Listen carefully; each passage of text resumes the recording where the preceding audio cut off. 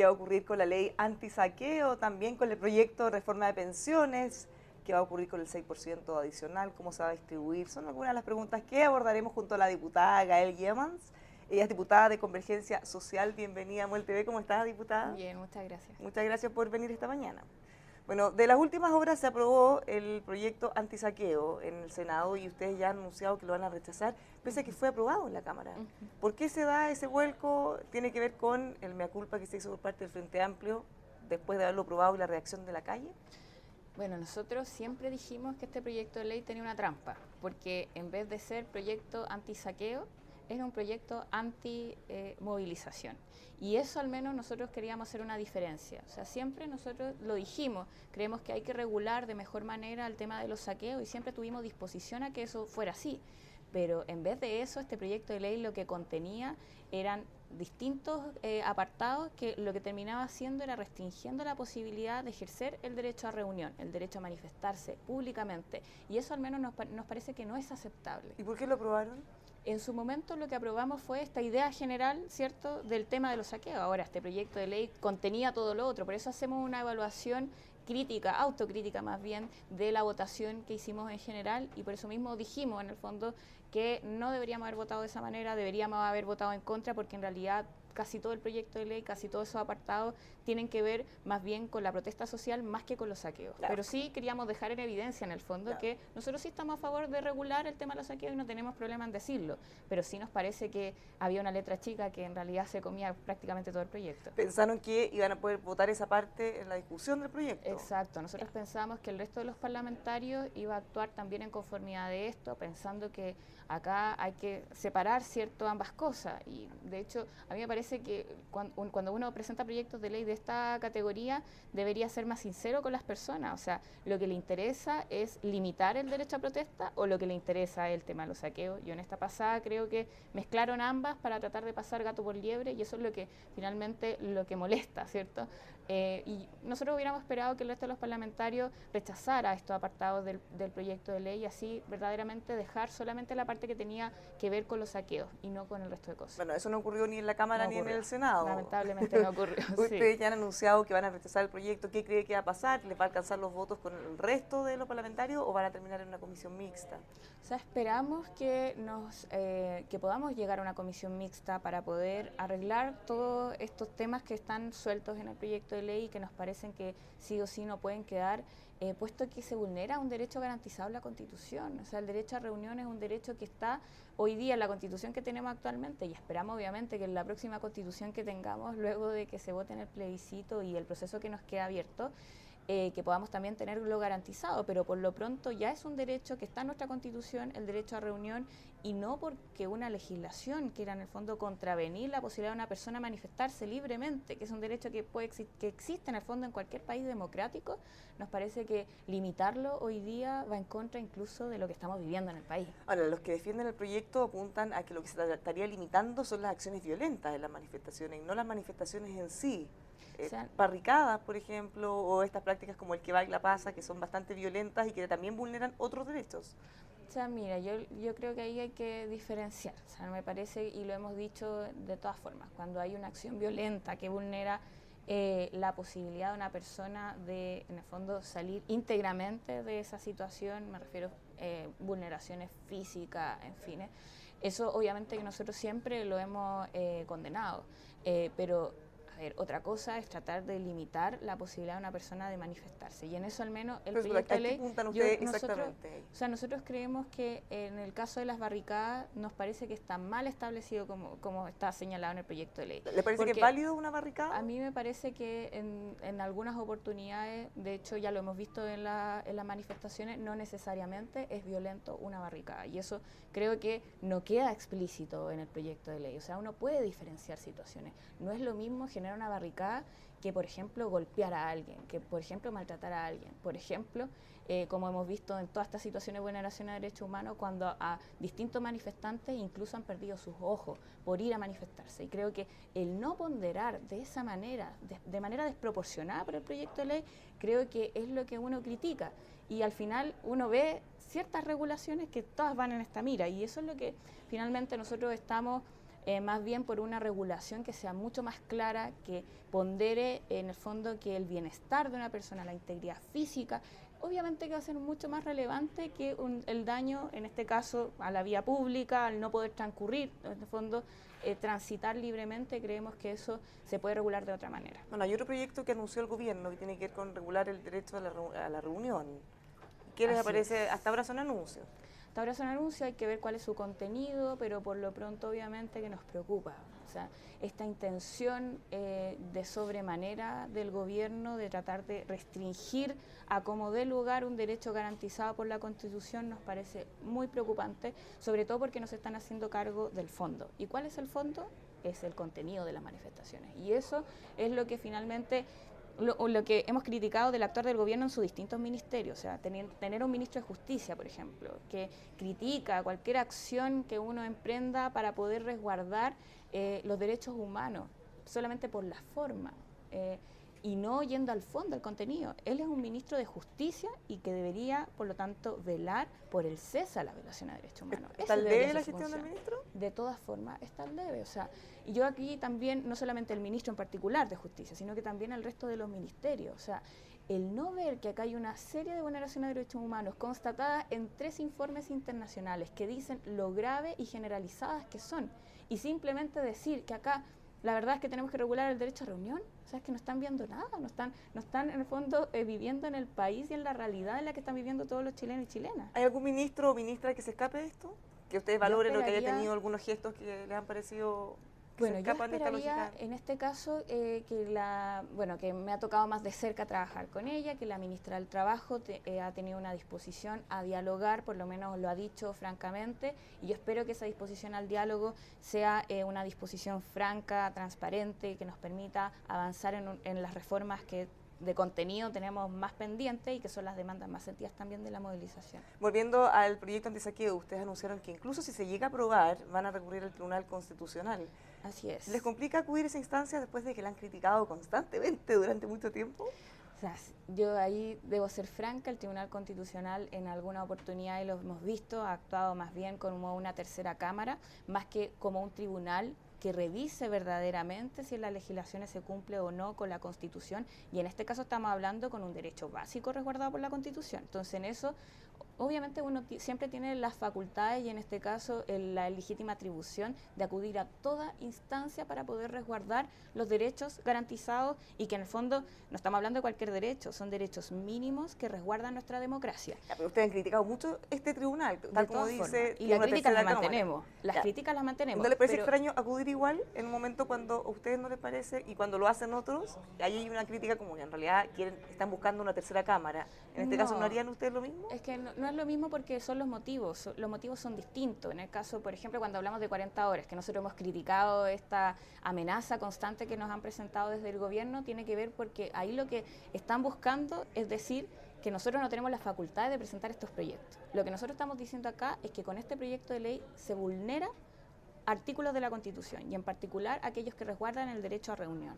Y esos son temas distintos. O sea, acá nosotros estamos hablando de que resguardar la Constitución es resguardar los derechos básicos y uno de ellos es el derecho a reunión y que nos parece legítimo el poder acudir a una instancia cuando además está hoy día establecida. Obviamente que nosotros esperamos que con la discusión constitucional podamos hablar sobre las facultades del Tribunal Constitucional, porque el Tribunal Constitucional ha actuado como tercera cámara también, incluso autoatribuyéndose facultades que no tiene. Por ejemplo, en el caso de la objeción de conciencia, en donde en la ley de aborto 3 causales inventó la objeción de conciencia institucional. Entonces, eso no es una atribución establecida en ninguna parte en la Constitución, pero sin embargo el Tribunal Constitucional se autoatribuyó esa facultad. Y eso obviamente que no podría ser. O sea, nos parece que tiene que limitarse sus facultades, pero acá no estamos cuestionando hoy día que el Tribunal Constitucional, por ejemplo, pueda revisar derechos garantizados por la Constitución. Bueno, cambiándonos de proyecto, la reforma de pensiones, se ha discutido mucho respecto a cuál debería ser el destino de todo este porcentaje adicional que se le agregará a la cotización. ¿Hay un acuerdo ya en la oposición respecto a cómo debería distribuirse?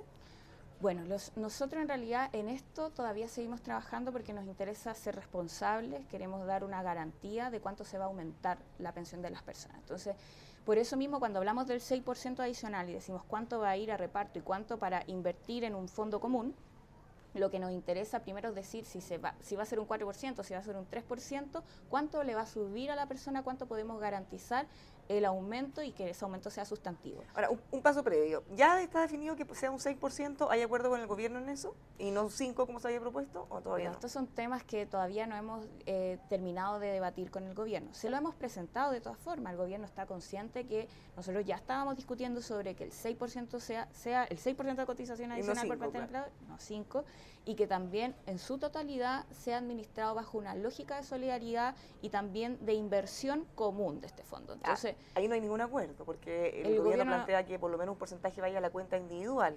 Es que el gobierno aquí me parece que está haciendo una defensa ideológica de un modelo de pensiones, que es el modelo actual. O sea, el modelo actual, el 10% de cotización que tenemos que obligatoriamente entregar a la AFP es en base a una lógica de capitalización individual. Entonces, lo que nosotros decimos es, tengamos un sistema mixto, pero no un sistema mixto. O sea, en eso al menos nosotros estamos en contra porque creemos que un sistema en donde podamos garantizar que exista un sistema público, poder decirle a las personas, usted va a contar con esta pensión, o sea, saliendo jubilado va a poder contar con un mínimo. Y si usted cotiza, va cotizando año a año, va a poder contar con un aumento de esa jubilación. Y en eso al menos vemos que la capitalización individual no contribuye en nada. La capitalización individual es parte del fracaso de nuestro sistema de pensiones y por eso creemos que tenemos que hacer un cambio sustantivo, por eso creemos que tenemos que contar con un sistema público, pero que haga un cambio real. O sea, si el gobierno está abierto a hacer simplemente un 1% de reparto, un 2% de reparto, la verdad es que no da para poder sustentar esta garantía de pensión universal mínima. Y eso es lo que nosotros estamos revisando, y por eso estamos hablando de los porcentajes, todavía no lo tenemos concretado, pero estamos haciendo todas las proyecciones para ser muy responsables en esto. Para un punto de la discordia hasta el momento, porque ha salido la Asociación de FP, también desde los empresarios del gobierno, tiene que ver con que actualmente las pensiones es un hecho que son muy bajas, y dentro de las razones por las que son muy bajas hay muchas, las lagunas laborales, sobre todo que los sueldos son muy bajos, sí, y que el porcentaje también es muy bajo, un 10%, sí, si lo comparamos con otros países llegan incluso hasta el 20% en muchas oportunidades. Claro. Si es que todo lo nuevo se fuera a un fondo común, independiente de cómo se reparta, ¿qué va a pasar con los pensionados en 20, 40 años más si es que ese porcentaje de 10% no se aumentó nada en lo individual?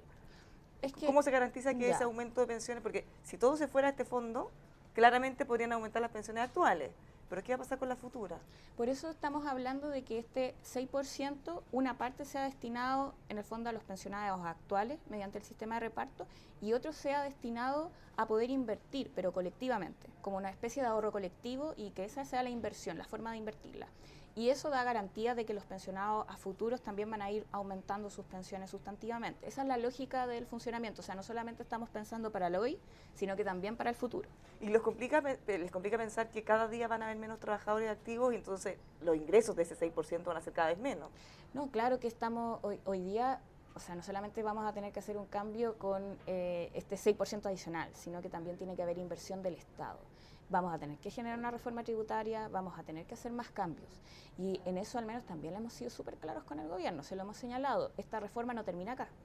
Esto es una reforma de transición que nos permita hacernos cargo de las bajas pensiones hoy y poder hacer algunas modificaciones, pensar en el futuro también, pero esto requiere un cambio también y que necesita verse la reforma tributaria en este sentido. Hemos hablado, por ejemplo, de aplicar una especie de royalty a las utilidades de la AFP en este caso, o incluso hemos conversado sobre la posibilidad de que este 10% de cotización obligatoria en el futuro también una persona pueda decidir si lo pone todo en una institución como la AFP o lo pueda poner en este ente público y que pueda ser administrado también por él. Entonces, creemos que acá hay que pensar en el corto plazo, pero también pensar en el futuro y generar más cambios, obviamente. El presidente de la CPC mencionaba que si se repartían todas las utilidades de la AFP, lo que se lograba aumentar en las pensiones eran menos de 10.000 pesos por persona. O sea, no era una cosa muy relevante. No, o sea, es parte de los cambios que hay que hacer. O sea, esta es una de las ideas que hemos presentado. Hay muchas más, o sea, también tiene que haber un cambio, me refiero de inversión por parte del Estado, tiene que ver también con nuestro sistema impositivo, entonces hay muchas cosas más que también hay que ir evaluando, pero el tema de las lagunas, ¿cierto? Y de que finalmente hemos tenido un mercado laboral que es complejo hoy día, también tiene que ver con que con este sistema de capitalización individual, o sea, peor aún. O sea, si cada uno se rasca con sus propias uñas y tiene que cotizar y juntar en un fondo, y además está cesante, ¿cierto? Tiene muchas lagunas, es imposible poder contar con un fondo que luego para poder jubilarse se pueda hacer cargo de la vida de una persona, de poder solventar esas necesidades. Ahora, esta postura de que sea todo a ya sea ahorro colectivo o un pequeño sistema de reparto, no hay absolutamente ningún consenso con el oficialismo. ¿Hay alguna posibilidad de avanzar en esta reforma igual o llegar a algún acuerdo? ¿Ve espacio en eso? Yo creo que hay espacio, pero claro, depende del gobierno. Pero sabes que nosotros hemos conversado también con los parlamentarios de oficialismo y hay mucha más apertura. Y eso sí nos sorprende. ¿En qué sectores específicamente? O sea, dentro de todos. Los parlamentarios, al menos de RN, hemos ido conversando y hay más apertura. Ellos mismos han presentado sus propias propuestas donde vemos que hay más sintonía, donde podemos avanzar. Y entonces en esto los que falta es el gobierno también. Yo espero de verdad que exista una disposición al diálogo que sea certera, que nos permita llegar a un acuerdo en esta materia, pero la verdad es que para poder lograr un acuerdo en esta materia no solamente hay que escuchar al mundo político, hay que escuchar al mundo social. Nosotros el día de ayer también desde la oposición nos juntamos con la coordinadora Noma FP, nos presentó sus propuestas y van muy en la sintonía que hemos presentado nosotros desde la oposición. Entonces, por eso mismo decimos... La propuesta de Noma FP es muy parecida a una que se presentó en la Comisión Bravo, que de los expertos tuvo 1 de 24 votos. O sea, técnicamente no flotó, por lo menos en la comisión. La coordinadora en esta oportunidad está presentando una propuesta transitoria también, pensando que no puede ganar en el fondo su postura total, pero podemos generar una postura de acuerdo. Y hay disposición del mundo social también. Entonces, ¿quiénes faltan acá? Es el gobierno, que también muestra esa disposición a avanzar en una propuesta de acuerdo, pero que realmente genere una modificación profunda, sustantiva del sistema que tenemos actualmente, porque si no, no estamos respondiendo a una de las demandas más sentidas de la población. Y si no lo hacemos, vamos a tener una deuda tremenda. O sea, estamos hablando de la crisis más grande que ha vivido en este país después de estos 30 años, ¿cierto?, de la transición, y por lo tanto, la respuesta tiene que ser mucho más contundente de lo que hemos visto hasta ahora. ¿Cuándo deberíamos tener novedades? Nosotros, esta propuesta es la que pretendemos terminar esta semana. El día jueves nos juntamos nuevamente desde la oposición y vamos a tener el documento terminado y esperamos generar los diálogos con el gobierno, presentársela también formalmente y que nos puedan dar su respuesta y así poder avanzar en la reforma. Se esperaba que esta reforma pudiera estar lista antes de marzo. ¿Se ve muy poco probable o hay alguna luz de posibilidad?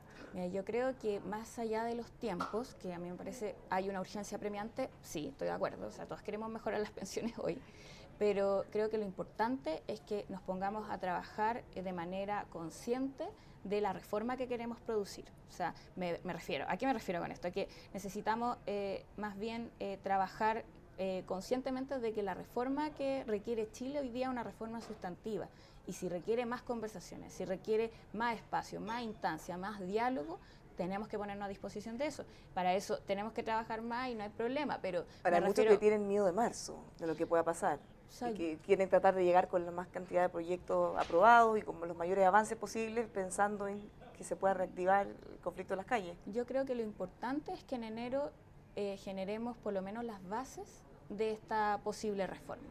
Creo que en eso sí podemos avanzar, o sea, ya hay lineamientos, por lo menos desde la oposición, algunos parlamentarios, como te decía, de RN también lo han señalado, y yo creo que podemos avanzar en eso. Usted mencionó la reforma tributaria en algún momento, eso también va avanzando en el Senado, ¿lo van a aprobar de vuelta cuando vuelva? O sea, esperamos que haya un cambio sustantivo, y esto no lo digo solamente yo, el día de ayer con los parlamentarios, los distintos parlamentarios de la oposición hablábamos lo mismo, o sea que exista un cambio, por ejemplo, en que no sea solamente el IVA, el sustento de nuestro sistema tributario, sino que sobre todo las grandes rentas en el país. Y en eso vemos que todavía falta bastante para hacer un cambio de esa materia. Estamos hablando de que la desigualdad parte también por ahí. Ya, pero ya se aprobó en la Cámara y ahora en el Senado se están agregando bastante más cosas, que va a recaudar más. ¿Es suficiente o todavía van a querer agregarle otras más cuando vuelvan? Por ahora nos parece que sigue siendo insuficiente, sobre todo en la raíz de la reforma que se está planteando, porque el motivo de la reforma por parte del gobierno era disminuir impuestos a los súper ricos, o sea, todo lo contrario de lo que se necesita hoy día.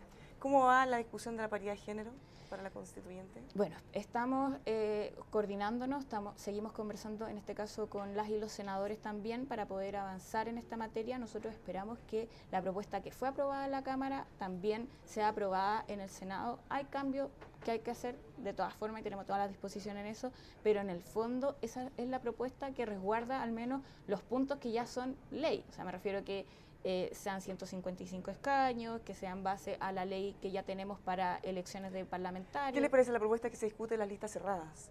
O sea, me parece que vulnera eso y además me refiero que vulnera el sistema electoral que tenemos. O sea, es como para eso vamos a tener totalmente que discutir. distinto. O sea, es que claramente lo vulnera porque una persona no va a poder elegir a la persona por la cual está votando. Va a tener que elegir al partido. Y eso cambia, obviamente, el sistema electoral que tenemos. Hoy día las personas pueden elegir, claro, el partido, pero también la persona a la cual quieren votar y que salga electa como delegado, constituyente, o en este caso, ¿cierto? En el caso de los parlamentarios es por los parlamentarios. Pero, para ir terminando, porque tenemos tantos temas de poco tiempo. PSU, todo lo que ha ocurrido, ¿qué le parecen las medidas que ha tomado el gobierno y las que se han tomado también por parte de las autoridades para la rendición de la prueba para quienes no pudieron darlo antes? Sí, bueno, la verdad es que yo he visto a una ministra totalmente ausente, o sea, más bien se ha dedicado a criticar desde un balcón, como si todos tuvieran que hacerse cargo y el ministerio nada, o sea, cero autocrítica. No me sorprende porque la ministra ha tenido esta actitud displicente en todas estas materias, en todos los conflictos sociales, o sea, por ejemplo, con la movilización del Colegio de Profesores, en esta materia, ¿cuál es el camino a seguir? Acá se ha demandado durante 14 años un cambio al sistema de selección. Y lo digo porque yo también fui estudiante, me movilicé el 2006 por esta razón. Y todavía no hay un cambio. Por lo tanto, yo lo que esperaría de un Ministerio de Educación realmente se hiciera cargo, tomara este tema y viera cómo trabajar, generar una mesa de trabajo, por ejemplo, por el cambio de selección. Pero sin embargo, acá la ministra se ha dedicado a criticar. Este año pasa el ministerio y la ministra ha señalado que no se había querido involucrar porque los responsables directos eran otros, el DEMRE y el CRUCH. No, acá también hay una responsabilidad de la Subsecretaría de Educación y en eso al menos la verdad es que no hemos visto un avance. A ver, yo creo que lo importante en esta materia, cuando estamos hablando de un conflicto social tan relevante como este, una demanda que lleva 14 años, es que el Ministerio de Educación se ponga las pilas y haga su pega. Acá la ministra no ha hecho su pega. ¿Y las sanciones contra los jóvenes que atentaron contra el proceso? Bueno, yo creo que, a ver, a mí me parece que cuando uno está criticando, siento, y buscando culpables entre que los cabros que se movilizaron, los dirigentes, no va a conseguir nada. No va a conseguir nada porque vamos a tener una prueba en unos par de días más, ¿cierto? Que se va a realizar de todas formas. ¿Y qué va a suceder ahí? Bueno, no van a ser sus dirigentes, van a ser otros. Entonces no se resuelve el problema, porque el problema no es personal, no es contra sus dirigentes en particular, porque el problema es de una demanda social no resuelta. Ayer el Frente Amplio presentó una querella internacional por delitos de lesa humanidad contra el presidente Piñera. El ministro Larraín, el ministro de Justicia, señaló que hay una confusión jurídica porque para que se dé ese escenario tendría que haber una política del gobierno de violación sistemática de derechos humanos y eso no existe. ¿Qué esperan de esa querella en el fondo? O sea, lo que esperábamos es que se cesara la violación a derechos humanos. Nosotros hemos acudido a todas las acciones, hemos presentado acusaciones constitucionales, hemos también a todos, o sea, al intendente, al ministro Chadwick, y por lo tanto lo que uno espera es que frente a esas acciones y a las vulneraciones que han sido graves y generalizadas, eso lo han dicho los informes internacionales, y frente a eso el gobierno mantiene su actitud. Movilizaciones sociales, ¿cuál es su agenda? La represión, la seguridad pública, y no hacerse cargo de los problemas de fondo.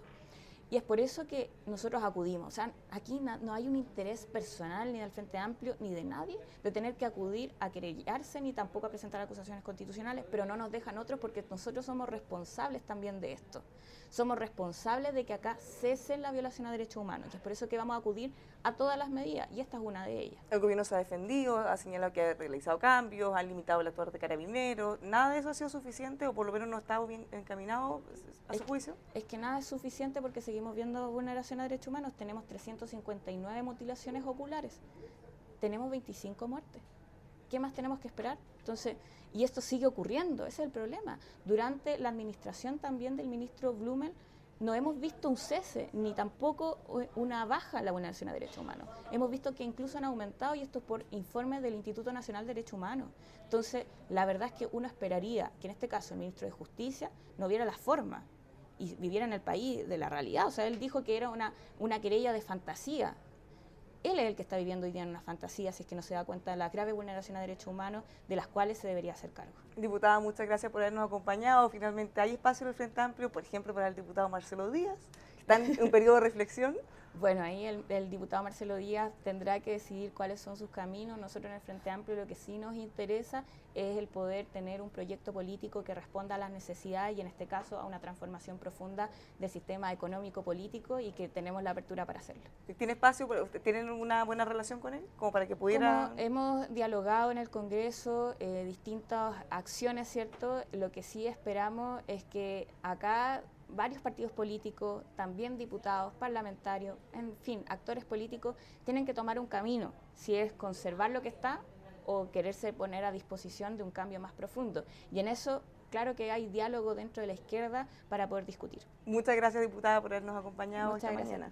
Lo dejamos invitado a que siga informándose junto a nosotros en emol.com.